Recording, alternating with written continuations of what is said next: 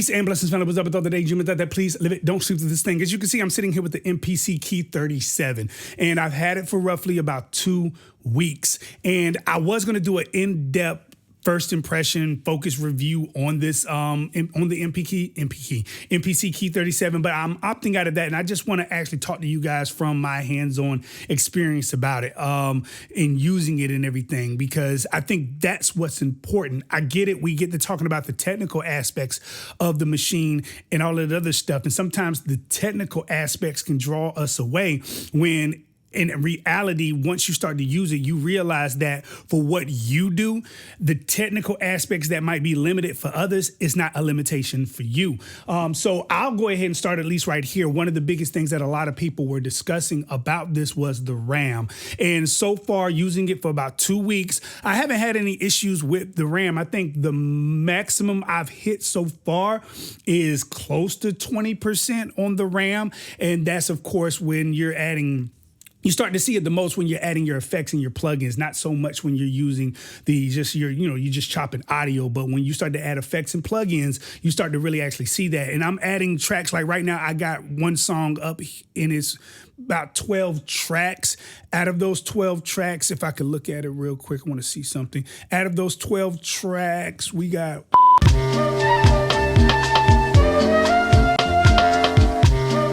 So out of 12 tracks, I have 8 plug-in instruments that I'm using, right? And that's not including any effects that I'm putting on any of the tracks that I have. And as far as memory is concerned, I'm at 32%. I haven't seen any slowing down. I haven't seen any like glitching or anything like that that would indicate that, okay, I have a problem, I'm overloading the system or anything. I haven't seen that at all. As far as RAM is concerned, for many of you guys out there, the 2 gigabytes of RAM is going to be more than enough for you. I get it. Some people would love to have more. Some of it is a safety net. It's a cushion. It lets you know that you can continue to push it really, really hard, where 2 gigs might make you be like, okay, I'm gonna be a little cautious. I'm not really gonna add and all this other stuff, but I threw caution to the wind, and I'm just using it as if I have all the RAM in the world until I actually see to where I've maxed it out or I pushed it to that limit to where it slows down.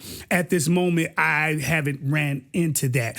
So the RAM is not the issue for me. Now, the biggest thing was just how do I increase inserts, right? How do I increase the amount of instruments and stuff like that externally that I can put inside the MPC Key 37? Because you only get 2 TSR inserts that's built for audio input, and them working together makes stereo, which only gives you 1 input, if you're following me.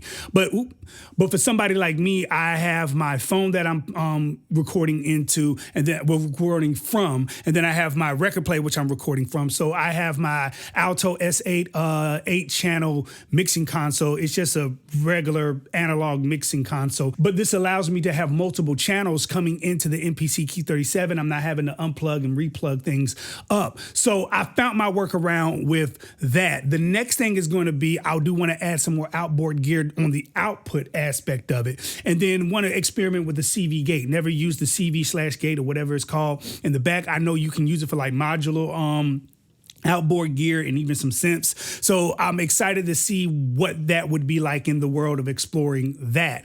But as far as the internal aspect of it, we're talking now about the OS, the operating system of the Key 37. Let me make this clear. I'm actually using this in standalone mode. I'm not going to plug it into a computer. The same challenge I had with my iPad when it came to music production, it's going to be the same challenge here with the Key 37. Now, the Key 37 is built solely for beat production, not recording vocals into. Can you do it? Yes, you can. But I might try it one day just to see how it fares if I could do everything inside this particular workstation. But the rule I had with the iPad is going to be the same rule I have with the MPC Key 37, at least right now, starting with music production, right? I'm not talking about recording vocals for a song or recording these vocals here for video content. But as far as the MPC Key 37 is concerned, if I can't download it into the MPC Key 37 or connect it from a hardware standpoint, I don't need to use it. Now, let me explain to you what I mean. I will not plug this into to my computer in the effort that I might be able to use third-party plugins. I won't connect this into the computer for any of the software features that come with the MPC software that I don't get with the MPC Key 37. So you heard me bring up third-party plugins. So there's some plugins that you're not going to be able to put on the MPC Key 37 hardware for standalone mode. You can only use it with the software. I hope that MPC takes it there where you can put third-party plugins into the hardware. But until then, whatever plugins, whatever plugin effects, plugin instruments that I can, if I can't bring it into here, I can't use it. I don't need to use it. Now, I can bring in like effects pedals, effect boards, and stuff like that, hardware-wise, to plug into the machine. And if I can find a way to route some of the instruments from my iPad into this, then that's fine. But for the most part, I don't want to tie into a computer. And here's the reason why. The reason being is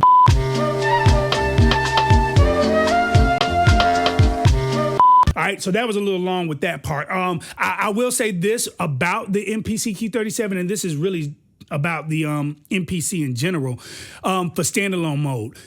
Give us a traditional channel mixer view. The box stuff, the 16-pad box mixer view is I can't stand that view. Now I will be real about that. That view is aggravating as I don't know what. And so you're instead of you having the audio meter go up and down, it goes left and right as something is playing. So when the volume goes up, the meter goes up. But when the volume goes up here, it moves over to the right because it's laying down rather than standing up. And it's the most aggravatingest view ever. But I will say this, the challenge in the MPC is that it pulls you away from using your eyes. Now, I will say that. Now, that's a plus more than actually a negative. Yes, the view sucks. Oh, and the track view is straight trash. Like when you go to the track view, I don't understand the track view. I don't know why that exists. Perhaps I'll figure it out as I continue to unlock my imagination on how to use it. But for right now, that track view is garbage. It's not a track view that I'm used to. It's not a track view that I don't think anybody's used to. But if there's a video out there or somebody that knows how to use the track view with more than just looking at it and being like, all right, and moving on, let me know. But one thing about the MPC workflow, it causes you to use your ears when creating more than your eyes. So when you do sit down and you start to try to mix out and level out your beat, you're forced almost, because of the jarring look of that channel mixer, you're almost put into the position to where let your ears tell the story on how the sound is going to speak. Right?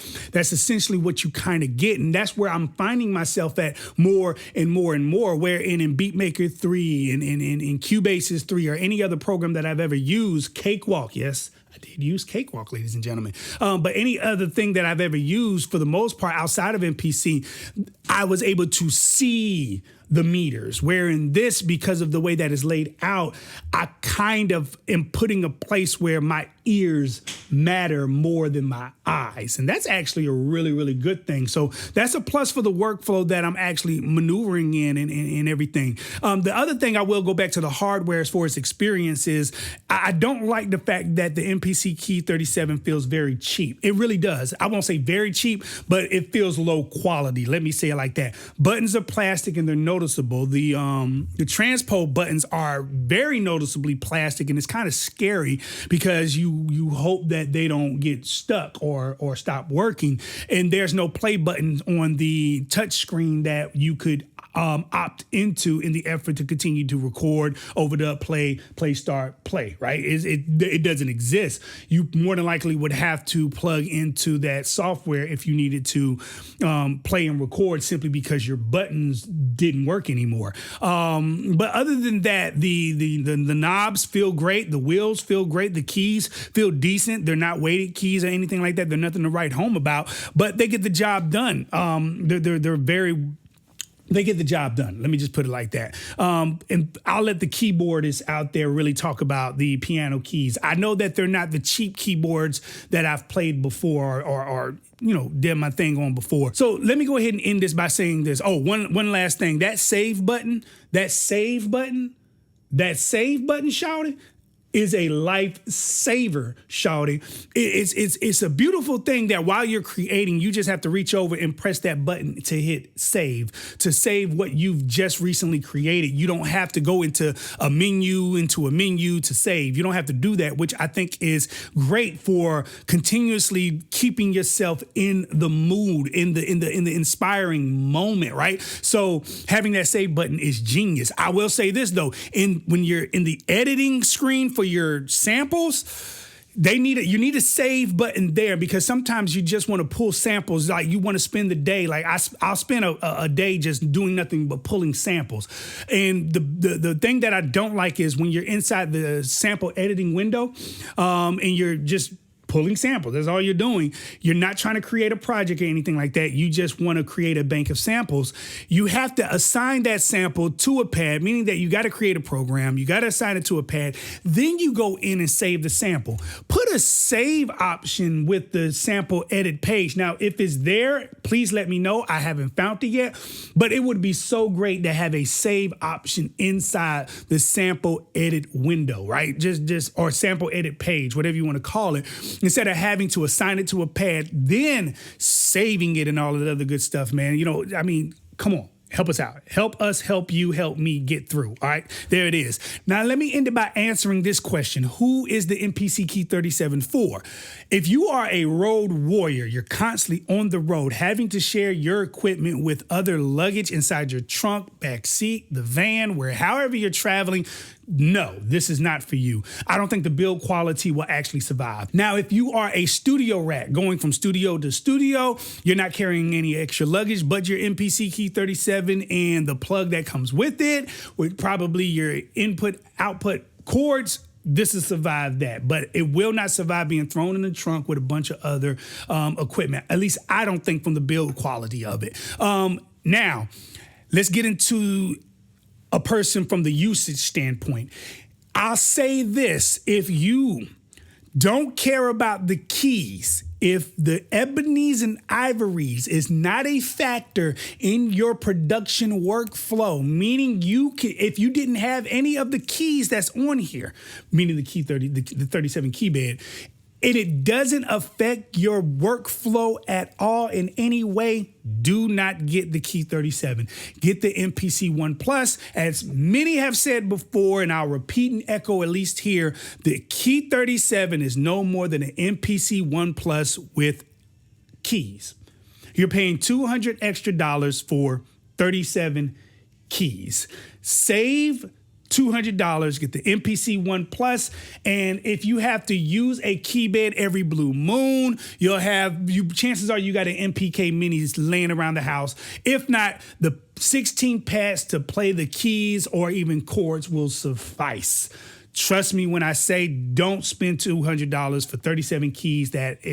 Doesn't really actually matter. Now, for me, the keys actually matter. I really like to use the keys when I'm laying any type of keys, any type of synths, any other type of sounds on top of the already chopped and laid out sample. I love to use the keys. So it is a factor for me to have the keys connected into this one workstation. I don't have an extra keyboard that has to sit on my desk or that I have to plug in and unplug. But I'm eventually going to grow to that with any extra outboard synths that I do want to buy, which I am looking at the Macro Freak right now. I'm really liking the reviews about it, the sounds about it, and what you can do with that. So I'm looking to bring that into the workflow sometime later on, hopefully at the end of the year. I'll be able to bring something like that into the workflow and everything like that. And then we'll see how that works out. But if you're just a sample-based producer, you pull some samples, you add a few things here on top of those samples, but the keys don't matter, don't get this. Get the MPC 1 Plus. Now, if you are a musician who is looking to step up your production equipment, this would be a great addition for you. And when I say musician, I mean somebody who plays the keys, right? I don't want anybody to think us who just do sample-based production are not musicians. In all honesty, with the way that we have to put those sounds together and listen to those keys and the tones and use our ears to ensure that we're creating still something that is sonically pleasing to your ears, we are musicians in our own right, ladies and gentlemen. But if you love the keyboard and you're a musician from the keyboard standpoint, and you're looking to up your production